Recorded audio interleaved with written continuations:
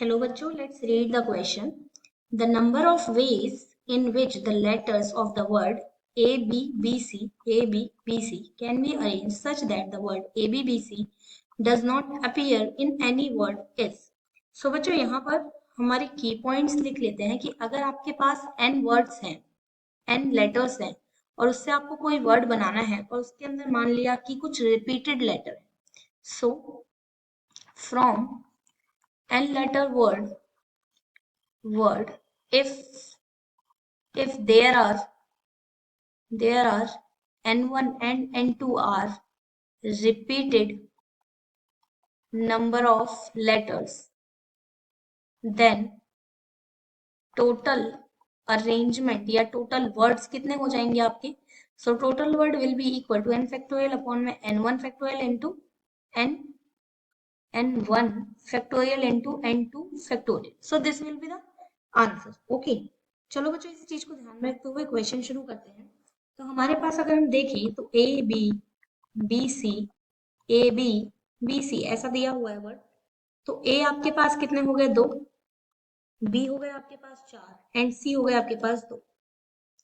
तो अगर आप रूल यूज करें तो टोटल नंबर ऑफ वर्ड्स कितने हो जाएंगे आपके पास, 4 2 6 और 2 8 मतलब 8 factorial divide by 4 factorial into 2 factorial into 2 factorial. So अगर हम इसको सॉल्व करें तो हमारे पास आएगा 420. ये हमने मान लिया क्वेश्चन नंबर 1. तो अब क्योंकि ये एक साथ नहीं, ये रिपीट नहीं होना चाहिए, कहीं अकर नहीं होना चाहिए, तो मैंने इसको मान लिया जी. तो फिर अब नंबर ऑफ वेज, अगर number of ways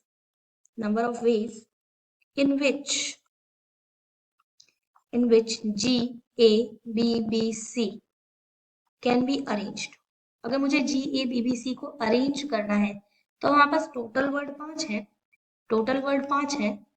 total letter 5 है, पर उसमें रिपीटेड B है 2 बार. तो इसको अगर मैं सॉल्व करूं तो आ जाएगा मेरे पास 60. But this includes G A B B C, ये तो है इसके अंदर, and A B B C G ये भी इंक्लूड करता है. मतलब ये दो केस एक साथ हो गए हैं, तो इसका मतलब हमने इसको 2 बार काउंट कर लिया है. तो इसे एक बार हटाना पड़ेगा. तो हमें क्या करना है, अगर मुझे यहाँ पर रिक्वायर्ड नंबर ऑफ वेज चाहिए,